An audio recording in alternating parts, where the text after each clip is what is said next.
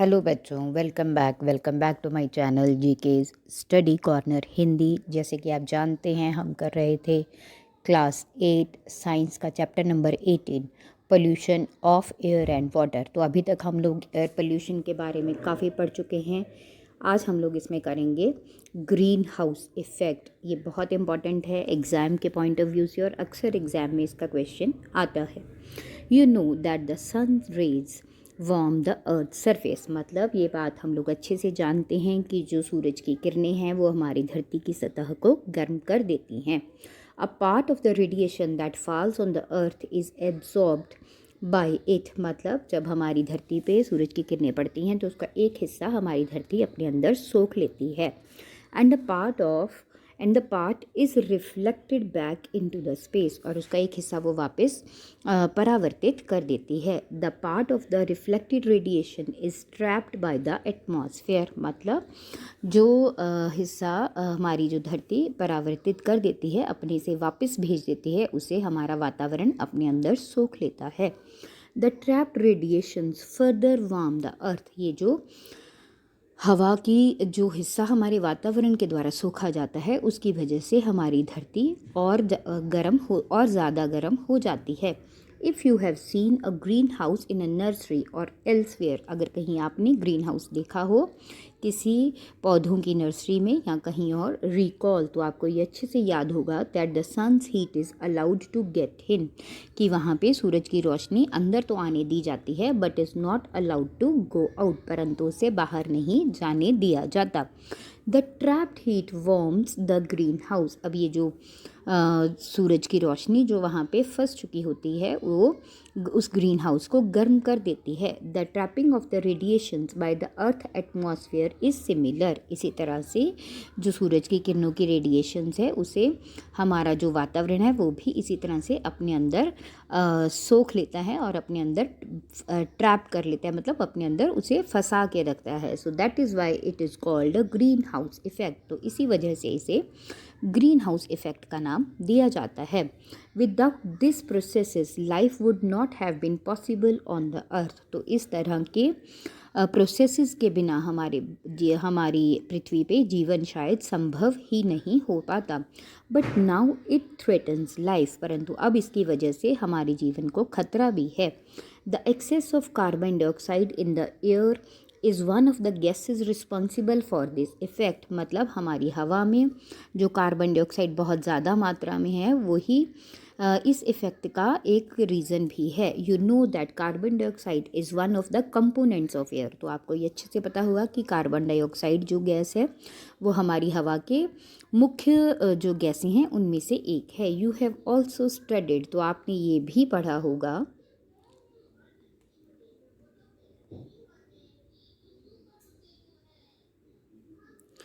The role of carbon dioxide in plants. तो आपने carbon dioxide gas का जो मुख्य काम है हमारे पौधों के लिए, वो भी आपने पढ़ा होगा। But if there is excess of carbon dioxide in the air it acts as a pollutant. परंतु अगर हमारी हवा में कार्बन डाइऑक्साइड की मात्रा बढ़ जाएगी तो वो हमारी हवा को दूषित ही करेगी। Can you help Paheli to find out the answer to her question. अब यहाँ पे क्या आप पहेली को उसके प्रश्न का उत्तर ढूंढने में सहायता करोगे। On the one hand carbon dioxide is continuously being released because of human activities. मतलब एक तरफ तो अगर हम कहें तो जो कार्बन डाइऑक्साइड है वो हमारी इंसानों की गतिविधियों की वजह से या इंसानों के अलग अलग कामों की वजह से लगातार हवा में छूटती रहती है। On the other hand the area under forest is decreasing. और इसके अलावा जो जंगलों के अधीन क्षेत्र है वो भी दिन ब दिन हमारी पृथ्वी पे कम होता जा रहा है। The plants utilise carbon dioxide from the atmosphere for photosynthesis. मतलब ये जो पेड़ पौधे हैं ये वातावरण में से जो कार्बन डाइऑक्साइड है उसे फोटोसिंथेसिस के लिए प्रयोग में लाते हैं।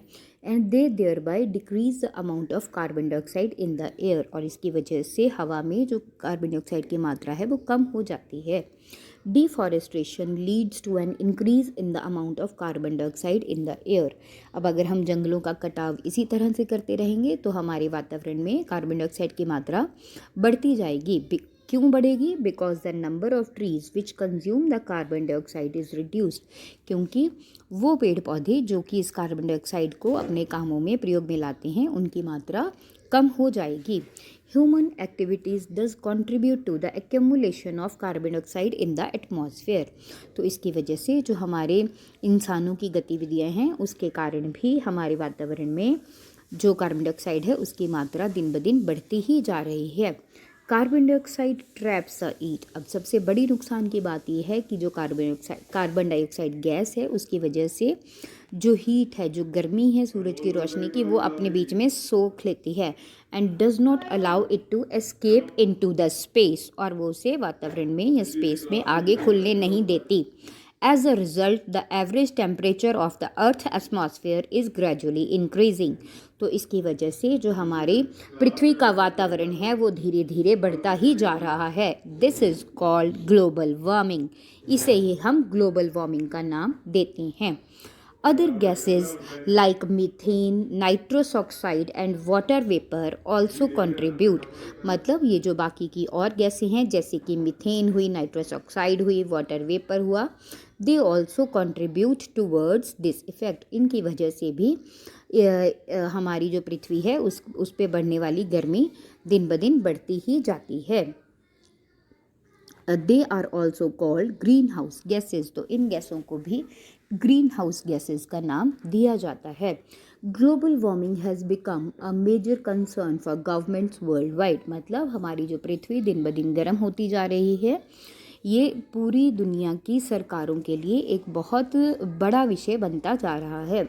Many countries have reached an agreement to reduce the emission of green house gases, तो बहुत से ऐसे देश हैं जिन्होंने ऐसे एग्रीमेंट्स साइन किए हैं जिसमें उन्होंने ये सोचा है कि ग्रीन हाउस की जो गैसेज हैं इनके इफ़ेक्ट को किस तरह से रोका जाए। The Kyoto protocol is one such agreement, तो इसी तरह का एक बहुत मशहूर प्रोटोकॉल है क्योटो प्रोटोकॉल, ये भी काफ़ी फेमस है। बूझो is surprised to hear that an increase in the earth's atmosphere temperature by even as little as 0.5 degree Celsius can have such a serious effect. अब बूझो इस बात को लेकर बहुत हैरान है कि that an increase in earth's atmosphere temperature, मतलब अगर पृथ्वी का जो तापमान है वो अगर 0.05 डिग्री सेल्सियस तक भी बढ़ता है तो उसका हम पे बहुत बुरा प्रभाव पड़ता है। पहेली टेल्स हिम, पहेली ने उसे ये बताया that she has read the newspapers recently that a Gangotri glacier in Himalayas has started melting because of the global warming। तो पहेली ने उसे ये बात बताई है कि अखबारों में ये अभी तक आया है दैट गंगोत्री ग्लेशियर की, जो गंगोत्री का ग्लेशियर है हिमालय में, वो धीरे धीरे हमारी पृथ्वी के गर्म होने के कारण पिघलना शुरू हो चुका है। व्हाट कैन बी डन, अब यहाँ पे सवाल ये उठता है कि क्या किया जाए। What can we do to reduce the air pollution, मतलब हम हमारी हवा का जो प्रदूषण है उसे कम करने के लिए क्या करें। There are many success stories in our fight against air pollution, अगर हम अभी तक देखें तो ऐसी बहुत सी सफलतापूर्वक कही जाने वाली कहानियाँ हैं जिन्होंने हवा के प्रदूषण के लिए अच्छे से काम किया है। फॉर एग्ज़ाम्पल, जैसे कि फ्यू ईयर्स एगो, बहुत साल पहले, Delhi was one of the most polluted cities in the world, कुछ साल पहले तक दिल्ली दुनिया के बहुत ज़्यादा प्रदूषित शहरों में से एक था। It was being choked by the fumes release from the automobiles running on diesel and petrol, मतलब जो दिल्ली था अक्सर वहाँ पे चलने वाली गाड़ियों के डीजल और पेट्रोल के धुएं से पूरी तरह से प्रदूषित रहता था। The decision was taken to switch to the fuels like CNG and, तो तभी ये फैसला लिया गया कि कुछ अच्छे ईंधन जैसे कि CNG को प्रयोग में लाया जाएगा एंड अनलेडेड पेट्रोल, और ऐसा पेट्रोल जो कि अनलेडेड हो। These measures have resulted in the cleaner air for the city। अब इन सब कारणों की वजह से दिल्ली की जो हवा है पहले से बहुत साफ़ हो गई है। You might know of some other examples of your area regarding the reduction of air pollution, तो इसी तरह से आप अपने आसपास के क्षेत्र में भी ऐसी कुछ बातों के बारे में जानते होंगे जहाँ पे कि हवा का जो प्रदूषण है वो बहुत कम किया गया है। Share these with your friends, अब इन्हें आप अपने दोस्तों के साथ शेयर करें। The quality of air at various locations is monitored regularly by the government and other agencies, मतलब हवा का जो गुणवत्ता है उसे अलग अलग जगहों पे गवर्नमेंट के द्वारा या बाकी एजेंसीज के द्वारा हवा की गुणवत्ता को अक्सर जांचा जाता है। We can use this data to generate awareness about air pollution, हम इस डाटा से अक्सर हवा के प्रदूषण को कम करने वाली चीज़ों के बारे में भी सोच सकते हैं। There is a need to switch over to the alternative fuels, मतलब यहाँ पे ज़रूरत है कि हम इस तरह के ईंधनों का प्रयोग करें जो कि कम प्रदूषित हो, instead of fossil fuels. Fossil fuels की जगह पे हम इस तरह के ईंधनों को प्रयोग में लाएं जो कि कम प्रदूषण पैदा करें। Fossil fuels for our energy requirement, these could be solar energy, इनमें से सूरज की रोशनी हो सकती है। हाइड्रो पावर, मतलब पानी के द्वारा पानी की लहरों के द्वारा पैदा की जाने वाली एनर्जी हो सकती है। एंड विंड एनर्जी, या फिर हवा की गति के द्वारा पैदा होने वाली एनर्जी भी हो सकती है। Small contributions on our part can make a huge difference in the state of the environment, मतलब हमारी तरफ से की गई छोटे छोटे जो कोशिशें हैं उनकी वजह से हमारे वातावरण को सुधारने में एक बड़ा फ़र्क हो सकता है। We can plant trees and nurture the ones already present in the neighbourhood, सबसे पहली बात हम ज़्यादा से ज़्यादा पेड़ लगा सकते हैं और हम उन्हें अपने आसपास जो पहले से लगे पेड़ हैं उनकी भी देखभाल कर सकते हैं। Do you know about the one महोत्सव, क्या आपको वन महोत्सव के बारे में पता है? When lakhs of trees are planted in July every year, जहाँ पे कि जुलाई में कई लाख की गिनती में पेड़ों को लगाया जाता है।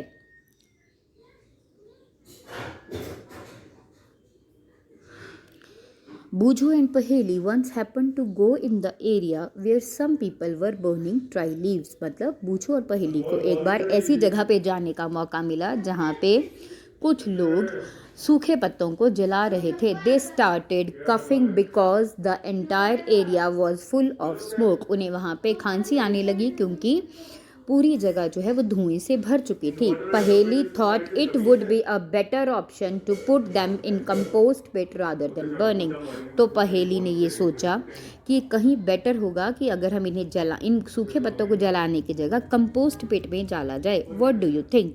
अब कंपोस्ट पिट क्या है? वो एक ऐसा गड्ढा है जिसमें हम सूखे हुए पत्ते, गली सड़ी पत्तियों को डालते हैं और उसके बाद उनमें केंचुए छोड़े जाते हैं ताकि वो एक प्राकृतिक खाद बना सकें। तो आई होप आपको यहाँ तक एयर पोल्यूशन का पॉइंट अच्छे से समझ में आया। फिर भी आपको कहीं कोई डाउट हो तो आप मुझे कमेंट सेक्शन में पूछ सकते हैं। Thank you.